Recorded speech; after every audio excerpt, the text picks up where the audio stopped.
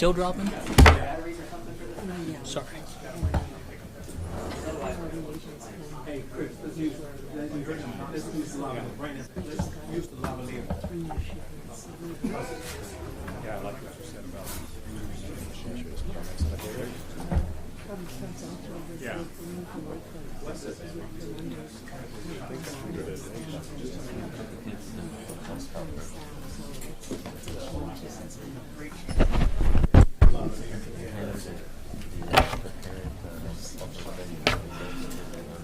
Go as is then. Yeah, no, you're okay. You're right. It's okay. Chris. Here's mine. Yeah. Yeah, that's one. Okay, now, thank you. Here, dude. I got it for both of them, so it's okay.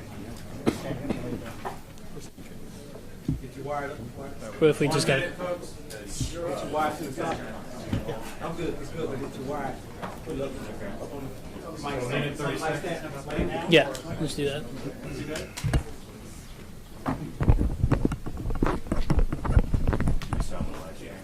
No, we'll go as is. Can you give us a quick mic check? Yeah, we're gonna do another one quick mic check. Testing 1 2.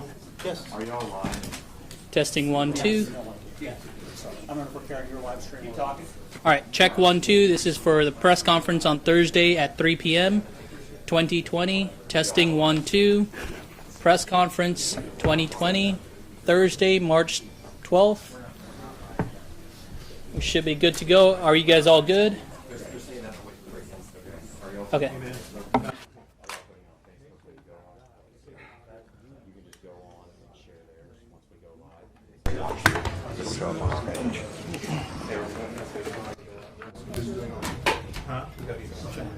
No, man. I do not want to mess up someone's ear. Best. Yeah, man. GDB.org is okay. You can just post whatever, like you can post right now and hit the link, watch the live stream here at GDB.org.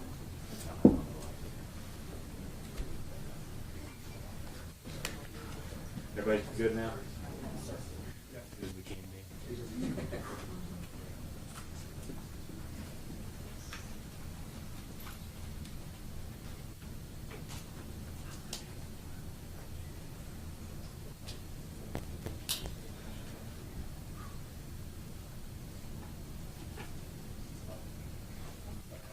Just a reminder to everybody.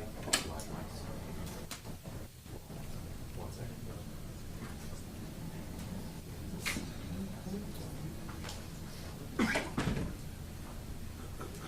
Kelly, you good? Okay. Here we go.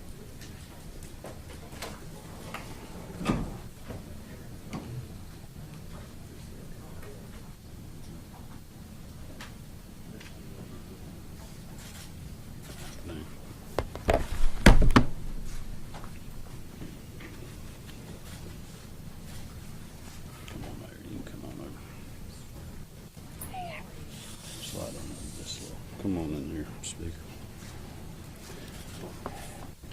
All right, well, good afternoon, everyone. Thank you for being here. I'm joined today by Lieutenant Governor Jeff Duncan, Speaker David Ralston, Atlanta Mayor Keisha Lance Bottoms, of course, Dr. Toomey with the Department of Public Health, General Carden with the Georgia National Guard, General King with the Department of Insurance, and Fulton County Commission Chair Rob Pitts. As you all know, over the past few weeks, we have been working around the clock to address the impact of coronavirus in Georgia, making plans for the future, and giving timely updates to the public. I can assure you that we will continue to do that. We appreciate everyone who is heeding the guidance of federal, state, and local officials. Before I get into specific updates, I want to start off with this. All of you have seen that we're starting to have large event cancellations and school closures across the country. As a result, we're hearing from people in every region of Georgia asking us for advice. In many ways, our message continues to stay the same. We would like to ask people to continue to follow best practices of your health with regular hand washing, avoiding large events if you're sick, And once again, let me remind everyone that this information continues to be available through the CDC and the Department of Health. But here's where our message is changing. Elderly Georgians and those with chronic underlying health conditions face a much higher risk of adverse consequences from exposure to coronavirus. We must take extra care around elderly individuals, people with ongoing health issues, and those who have a suppressed immune system. We need to help them dramatically limit their exposure to the public for the foreseeable future. Health officials are now telling us that these vulnerable populations need to avoid mass gatherings and locations with high traffic counts of people, even faith-based services or events. I've already had this conversation with my mother to keep her safe and plan how we can get her what she needs in the weeks ahead. We cannot be too cautious in this area, and I would urge you all to do the same. Starting as soon as possible, I'm calling on all families across Georgia to get together and talk about how they're going to protect their grandparents, how they're going to protect their loved ones with health conditions, and how they'll come up with a game plan for getting them what they need: groceries, prescriptions, and other necessary supplies. Last night, we announced that there were 31 confirmed and presumed positive cases of COVID-19 in 12 counties throughout our state. Today, it is with great sadness that we have to report the state's first patient death from COVID-19. The individual, a 67-year-old male, was hospitalized at Wellstar Kennestone since testing positive for COVID-19 on March the 7th. In addition to being infected with coronavirus, this individual had an underlying medical condition.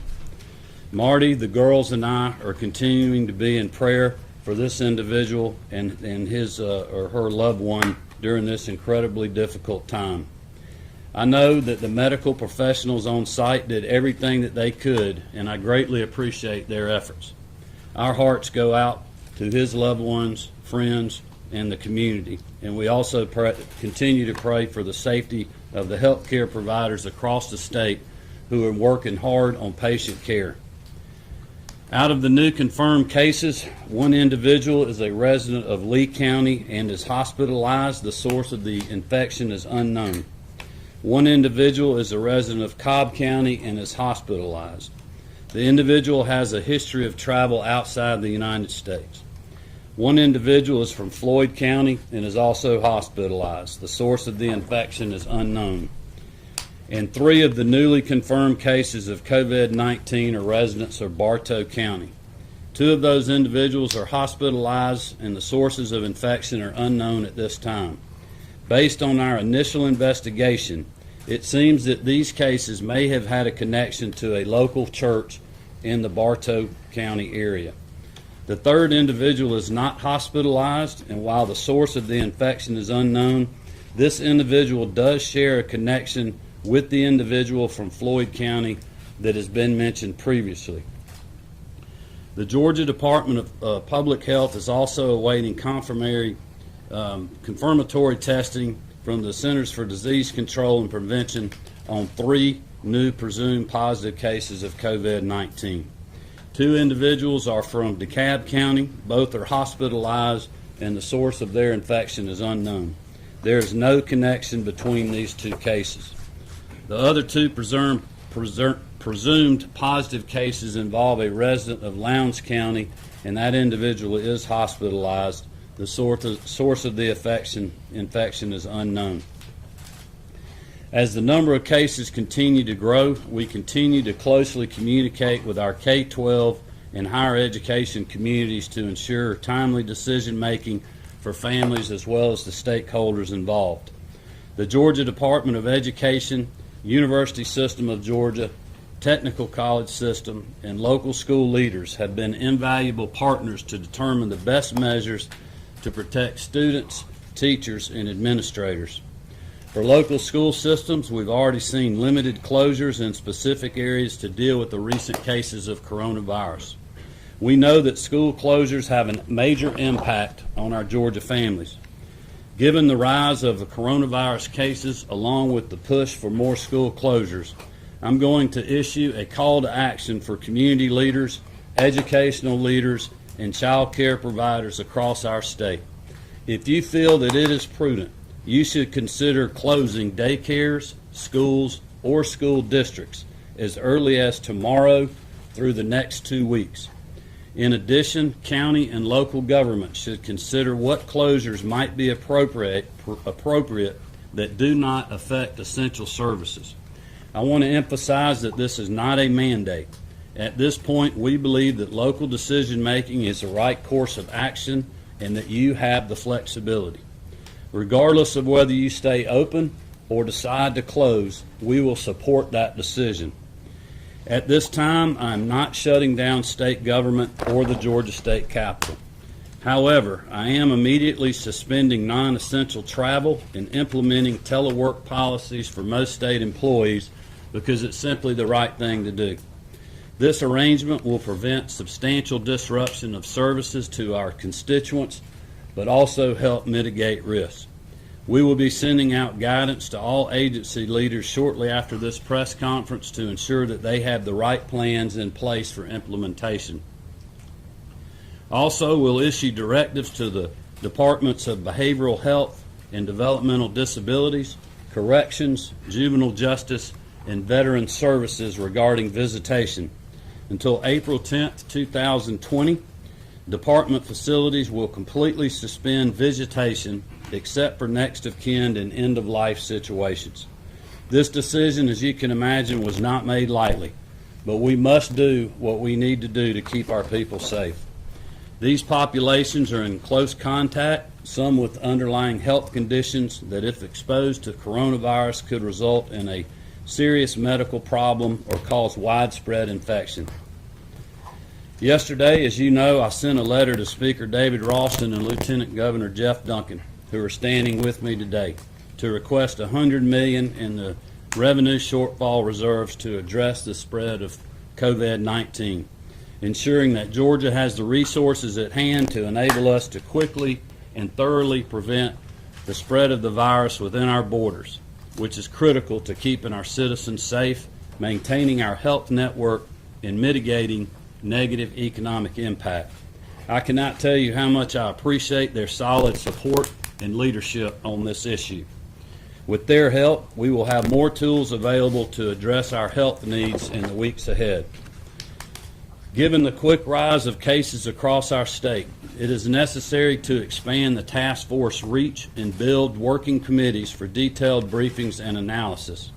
Today, I'm announcing the creation of several new working committees to make sure that we're covering all of our bases for coronavirus here in our state. First, I'm creating the Emergency Preparedness Committee, which will be chaired by General John King, our state's insurance commissioner, with the mission of analyzing the availability of necessary supplies and evaluating all logistical needs that we may have. Their job is to continue thinking ahead, as we have all been doing for the last several weeks, but also laying the groundwork for supply chain needs and demand for critical services, including things that may not be on our radar at this moment. I also will be creating the Economic Impact Committee.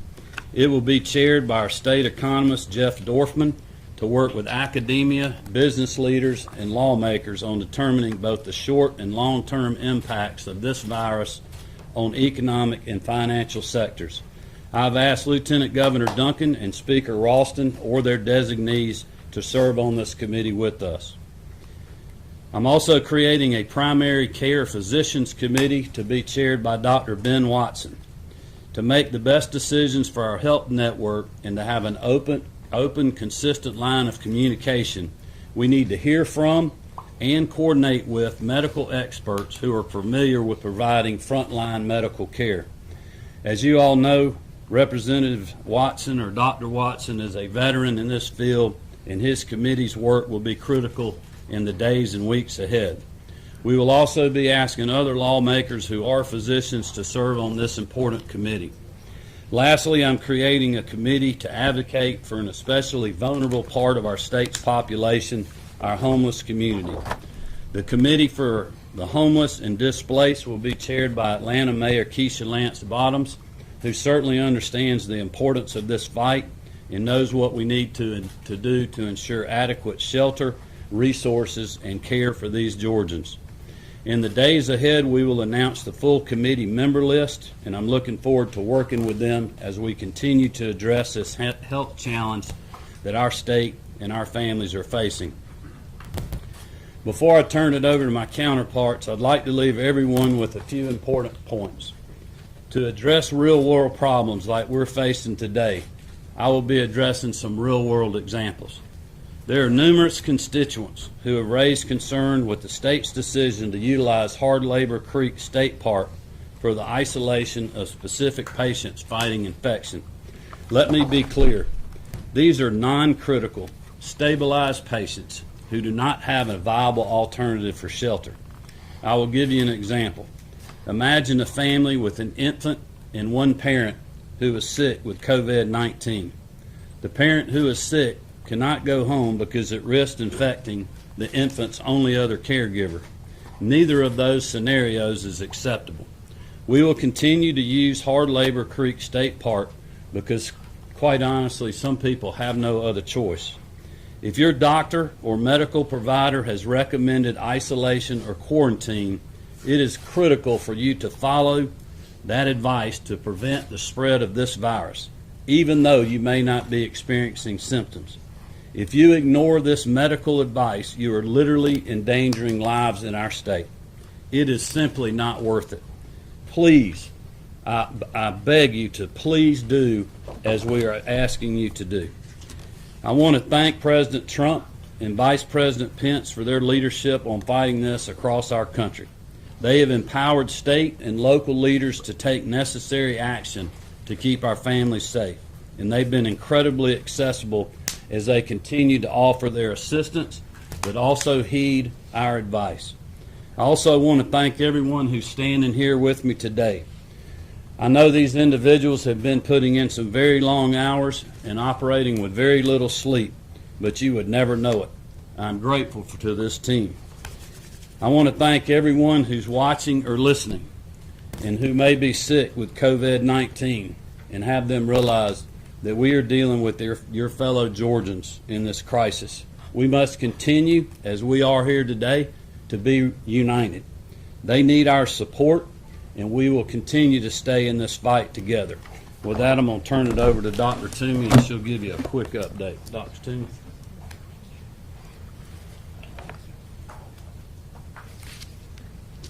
Good afternoon, and thank you so much, Governor, for your leadership and forward thinking at this time of public health crisis.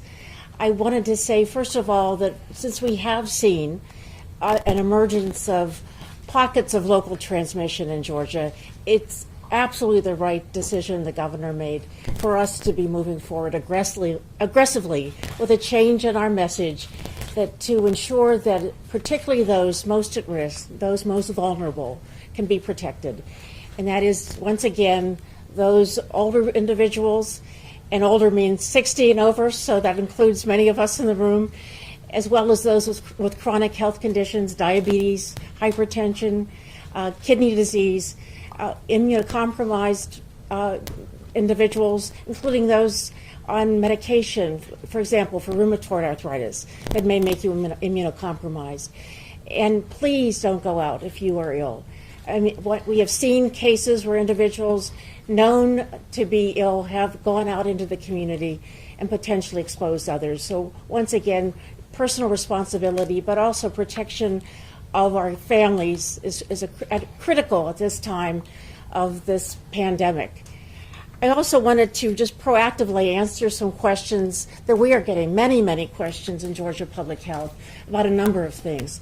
People are asking, what is the capacity now for testing? Our capacity is changed even since I last talked with you. We are going to have 2 additional pieces of equipment to do this testing by Monday. Additional staff are being trained to increase our testing capacity. We currently can do about 50 tests a day. We hope by as early as next week, at the end of next week, we will be able to do up to 100 tests a day.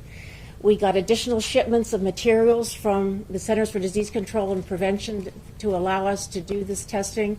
And so we have enough for about 500 patients right now, and will continue to request this from CDC. We could not do our job without CDC's help and support. And so I just want to, again, thank them for the support they've given us and all the other states. It's been a hard challenge for them, and we are lucky to be co-located in this state with such a tremendously supportive partner. We've had many, many questions from physicians. How can we get our patients tested? And one of the things that I've always emphasized is make sure that individuals who want to be tested don't just go to an emergency room, don't just go to a physician's office, because we don't want anyone with coronavirus or influenza or measles to expose those individuals in the waiting area. Call ahead, make sure that these tests can be done. But CDC is doing everything they can to ensure that we have expanded opportunities for testing. They have actually made the guidelines for the PPE, for the protective equipment for providers taking these tests to be a lot easier. You don't need the special N95 masks to wear a surgical mask, and less protective equipment is required. So this means most doctors' offices can take these tests, which will be as simple to do as taking a flu test or a viral panel. And then these can be sent to LabCorp, which is now functioning, and we're getting many test results from LabCorp tests, which are coming directly to us as well as to the provider, and then our public health laboratory.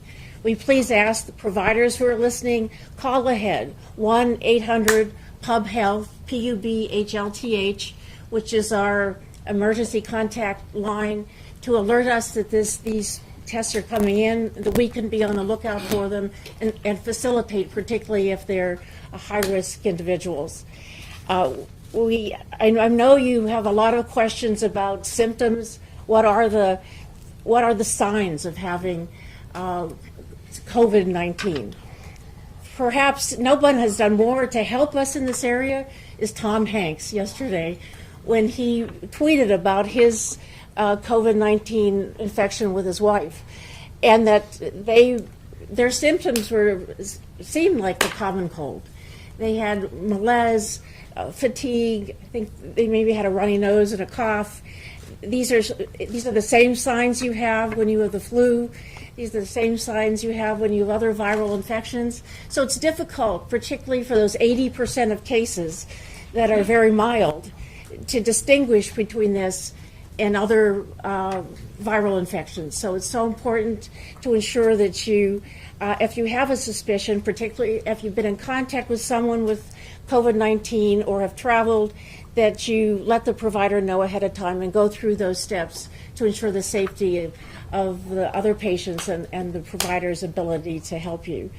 We also know that 20% of patients have more severe disease, and 5% very, very severe disease requiring hospitalization or assisted breathing.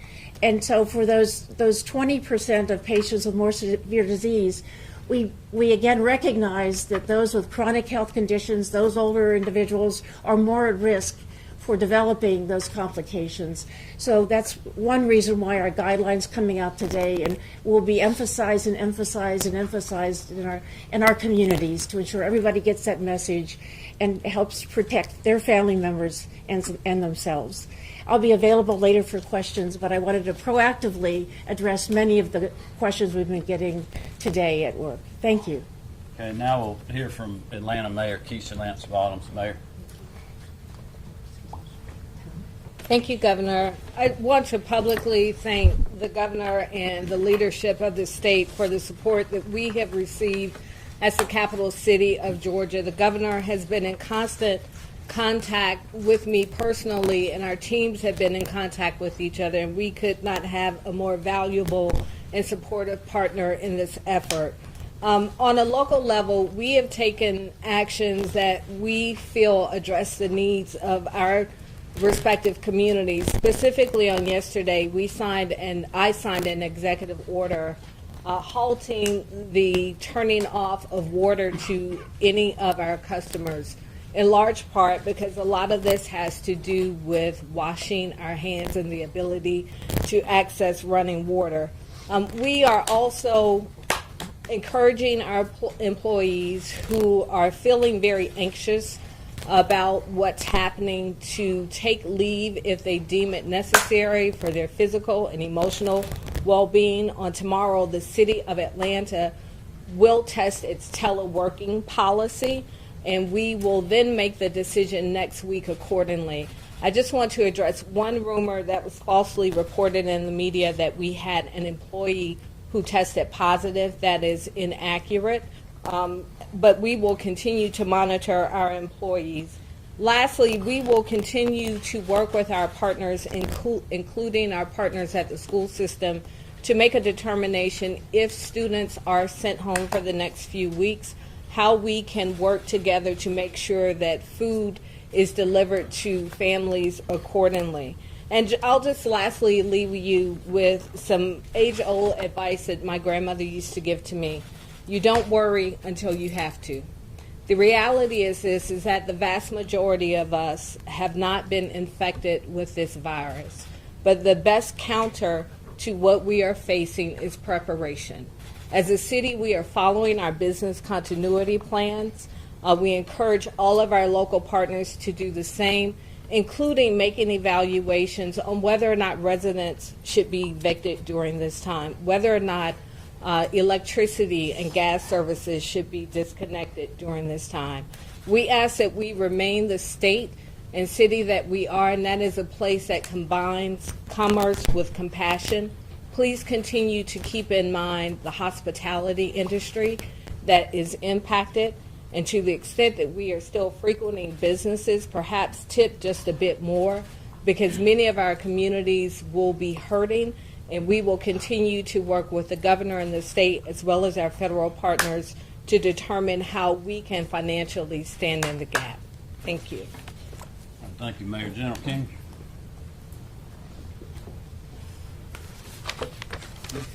Good afternoon. Thank you, Governor. For those who might not know me, my name is John King. I'm the Insurance and Safety Fire Commissioner. I will be using my experience, obviously, as a senior military officer and a first responder to work with members of the Preparedness Task Force and provide private sector to accelerate the creation of long-term plans and to make sure every Georgian is prepared and ready. This task force will work diligently to coordinate with local, state, and federal agencies to provide the most up-to-date information to all Georgians and to provide practical options for our governor and his team. We will continue to work with the governor's goals and making sure this process is open and transparent. Thank you. All right, folks, we're going to take a few questions like we've done in the past. If you raise your hand, I'll try to make it around. We'll try to answer as many as we can. Richard, you want to start us off? Governor, a lot of people are watching right now. We've heard reports a lot of people are in grocery stores right now. They're cleaning out the shelves. What would you say directly to these people about how to proceed in the coming days? Don't panic. Yeah, I think, one reason we're doing this, showing, and we have a united front, is to keep everybody calm under just, the most unusual of circumstances that we're seeing, really a historic event, I think, in our state and our country. But as the mayor just said, we have been doing preparedness. We're going to continue to prepare, and we're going to continue to be truthful with our citizens. I think for people that are in the grocery store right now, I don't think you need to buy every loaf of bread on the shelf. Save one for your neighbor. It is not our intention to shut down commerce. I think that's what General King's subcommittee is going to be working on, is the logistics, working with the private sector so we continue to keep the supply chains open. We know that we've got to have critical services open.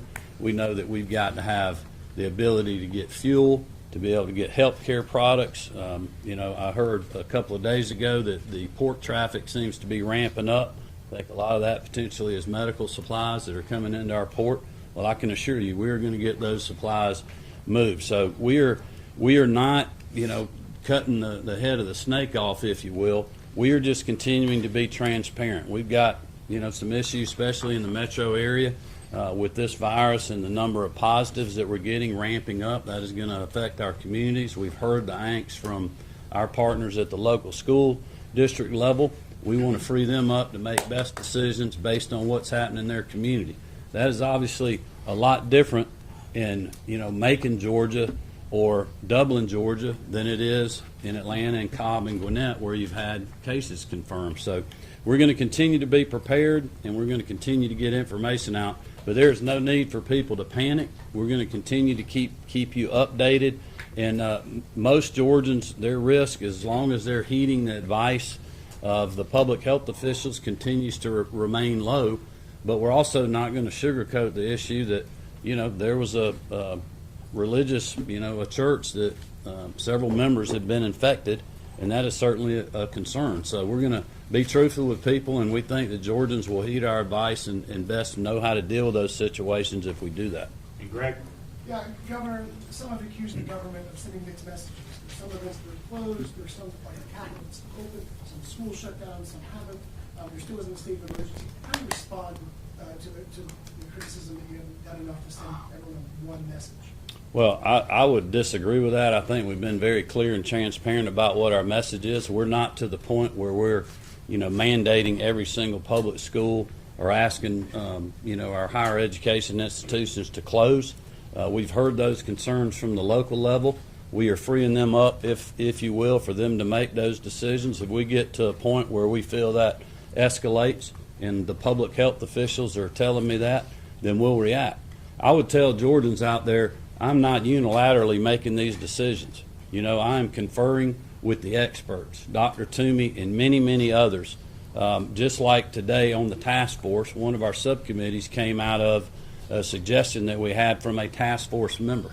So you have a lot of experts and a lot of people that are really smart working on this issue, and we're going to continue to follow the facts and the science in our decision-making process. Angelique?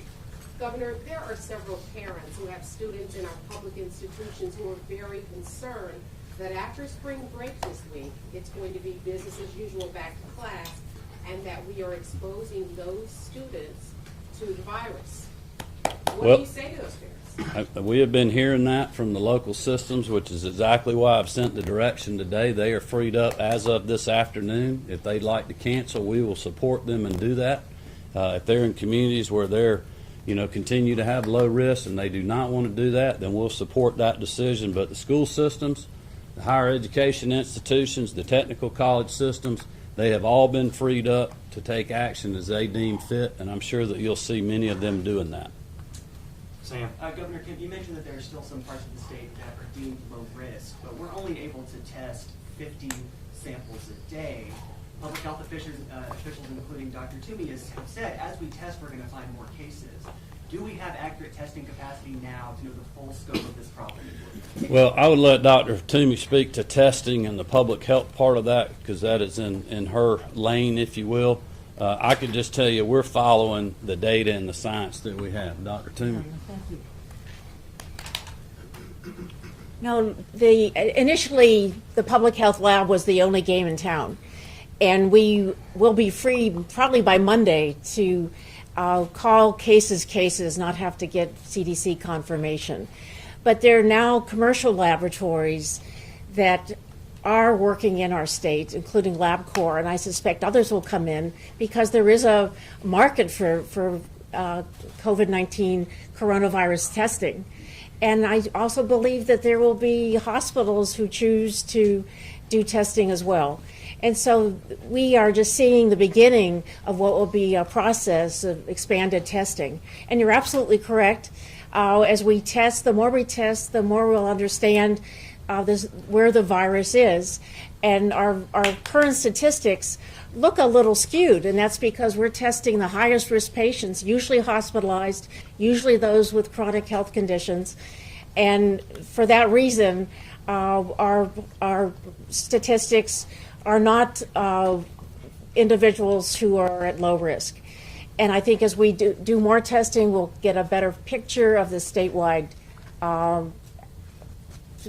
spread of the epidemic. And Dr. Toomey, countries that have really made an impact on this, China, South Korea, have rolled out large-scale testing. Italy, Drive-through yeah. foods, is that something that you would expect? Absolutely. We are actually working right now to identify testing sites that are not associated with hospitals or health departments, that will be staffed and will be open, and that providers can, around the state, send individuals to be tested. I think it's going to be difficult to not be tested without some sort of referral from a physician or other healthcare provider. But our goal is to have those set up statewide, not just in metro area. And some of those will be set up as early as Monday. Rule. For the governor, the speaker, and lieutenant governor, what is the plan for the rest of the General Assembly? I may let y'all speak to that. I think we have a short answer. The Lieutenant Governor and I will be announcing a plan to our respective chambers probably in another hour or so with some detailed information. So stay tuned. Speaker Ralston, is adjournment versus suspension an option? Can you give us We will address that Andy? to our members first. Governor, how do you, you requested the $100 million, how do you feel like that's going to break down? How will that be spent? Well, I don't think we have an answer for that. When I talked to the speaker and the lieutenant governor, we just talked about having the availability there when we need it, just for safe assurance, to give us resources to work with. We have money flowing down, I believe, as early as today or first of the week from the federal government. The vice president, I did not get to speak with him earlier. I know someone on our staff did, to give him an update on where we are and talk about some other things, but I know they're looking at other measures and they're already taken. So I don't know that we want to try to get into explaining the funding on this right now, because we're going to have a lot of resources available. I know that they're working on tweaking some of the healthcare formulas to be able to help our hospitals. What the specifics are on that, when we get that, we will let you know, but I know that they are diligently working on that, and I believe I could speak for the speaker and the lieutenant governor. We have great appreciation for that. Joe? Governor, I know your office put out a letter yesterday on getting the most up-to-date numbers from your office and from DPH. Those numbers have since disappeared from DPH's website. We've heard from viewers in the Floyd County area where they had cases announced by a hospital on Monday and Tuesday. It took 24 to 48 hours for those numbers to come up on the state's numbers. Do you have any reaction to people who don't have full faith in the state's numbers? When you have Florida, for example, they're constantly updating the number of tests pending, negative results. They're giving age, sex, city, and travel history of patients. Any reaction to that? I would just let Dr. Toomey speak to that. I know that from my staff's perspective, we've been putting those out on Twitter. We moved from press releases to social media announcements, and we're still updating everything the traditional ways, but just to get the information out as fast as we can. But perhaps Dr. Toomey can speak to that. Very quickly, this is a late breaking news that we have worked on the development of an online tool that will, as we enter cases in, it will update both the numbers and a map, so you can see the actual epidemiology, the picture of where the virus is. And that website, which will be linked to our public health website, will be up in the next day or two. And so that whether it's the general public or you as the news media can have access to these numbers, not in real time, but will be updated probably every day at midnight, so it will be the most up to date. And even the things like LabCorp data will also feed into it, so we will have the best information we have available, both from providers as well as the public health laboratory. Real quickly, with two possible cases coming from the same Bartow County church, has that full congregation been notified? Can you disclose which church that is so the public is aware? Our epidemiologists are working in that community to ensure that everyone who is at risk has been notified and taking appropriate precautions, including confinement in their homes and monitoring for the risk period. Arch? Governor Kemp, several sporting events have already been canceled. We're expecting thousands of visitors to Augusta for the Masters. Should they cancel that, given what's happening all around the country? Well, I would just tell people we've been in constant communication with all of the individuals tied to the sporting events here in Georgia. We continue to do so. Dr. Toomey, I know, has been in conversations with them, giving her opinion on where we are. They're obviously working with their own teams in that regards.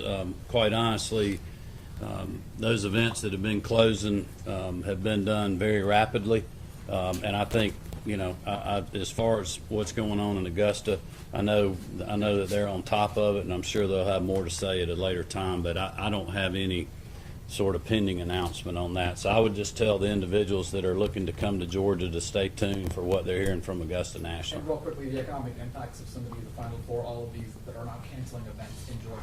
Well, sure, the economic impact is going to be substantial, not only for our state, but for our country. These are unprecedented times that we're in right now, but that's exactly why we put this subcommittee of the task force together to deal with the economic impact of this, so we can be monitoring that daily, working with the Speaker and the Lieutenant Governor and the members of the General Assembly to prepare for that from a budgeting perspective.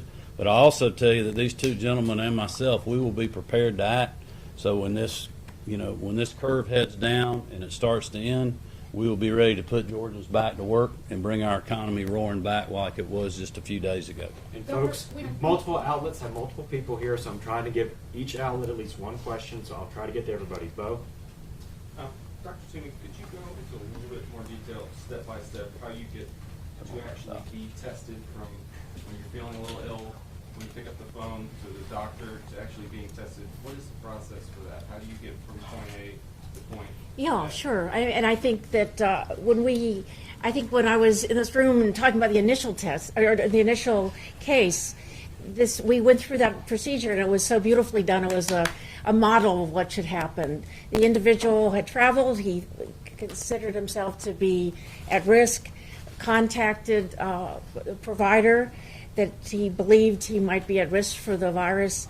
The provider told him how to come into the facility, that he wasn't entering through the front but through the back of the building, so no other patients would be exposed. Did the test themselves in protective equipment so they wouldn't be exposed. The test subsequently couriered over to the laboratory. And that's an example of it working well. I think a lot of people don't know what to do. I'm afraid that many people are going to emergency rooms, and that's a very dangerous pattern, because if they are infected with an infectious condition, not even COVID-19, but influenza or some other infection, they potentially expose at-risk people. And so we want to try as much as possible to reach out to the physician community to ensure they know how to reach us and how to coordinate this, as well as ensure that the public knows how to do this, that it is done in a way that protects them, gives them access to the testing that they need, but also doesn't endanger any of the public. Scott? Yes.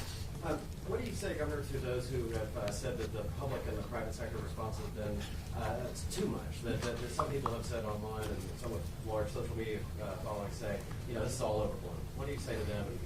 Well, I think it would tell them that we're listening to the science and the public health officials and to the advisors that we have on the task force, many that are with great institutions in our state, and that we're going to continue to do that. Anytime you're in a situation like this, you're going to get criticized. I think we're making the right decisions. I think we're staying ahead of the curve. If you look at Ohio, they just closed all their schools. I was told right before I walked out here, they had their first case 5 days before we did. So our actions today, freeing our school systems up to do what they need to do, I think keeps us ahead of that curve, and we're going to continue to do that. I hope this thing is overblown, but if it's not, we've got to do everything in our power to keep our elderly loved ones and those who are especially at risk of dying from this disease to do every single thing that we can to protect them. And Stephen? Governor, with the state employees being asked to telework, is that going to disrupt a lot of the state offices that people may rely on in times like this? Well, I think we're putting a directive out that urges them to do that if possible. We know that people have to have physical interactions in our offices, but if we're limiting some of the staff because they can work from home, it keeps our organization better prepared to deal with someone that may catch the coronavirus, where we can not infect the whole office and have to send everybody into a 14-day quarantine. These are things that we've been thinking about for weeks now.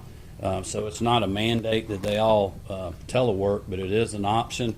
It allows them to take different kinds of leaves that we have in the state government right now to share that leave. I mean, these are things that we've done before in state government. We'll continue to use those tools as necessary to make sure that we do our end to get our citizens and our constituents what they need from government agencies. Riley? This is one probably for Dr. Toomey. You said we can expect more cases, the public can expect more cases, but should Georgians be prepared for more potential deaths?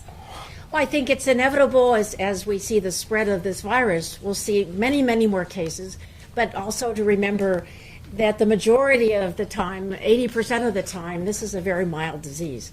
And we are right now testing the most severely ill people.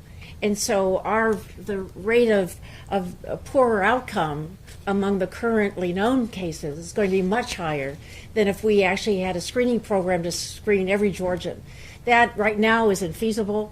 That would clearly be ideal, and as your colleague said, that's what other countries have been able to do. And as we increase lab capacity, we'll certainly be able to have a better idea of that, and perhaps have an opportunity working with CDC to do some broad population-based screening to give us that information. Haley has one for the mayor, I think. Mayor Bottoms, thank you. Could you give some guidance to parents of Atlanta Public Schools about what's being done to protect the students, to give parents forewarning if they need to be prepared to take care of their students in order to kind of schools as well? Certainly, we are deferring to the school system on their business continuity plan, and as a city, we will certainly support and assist where possible. We recognize that the closure of schools will be a hardship on many parents. So we are also working to determine how we can deliver food to students who rely on free and reduced lunch and often rely on their attendance at school to be fed. So we will take into consideration those things that we normally do in case of a snowstorm, when the city is shut down, and not only our students, but also our senior citizens and our more vulnerable residents. But we are going to work closely with the school system, but we are also going to follow their lead in terms of what their business continuity plan would be for a situation like this. Okay, folks, and thank y'all. I will be around, so if you have any other questions, I can try to answer.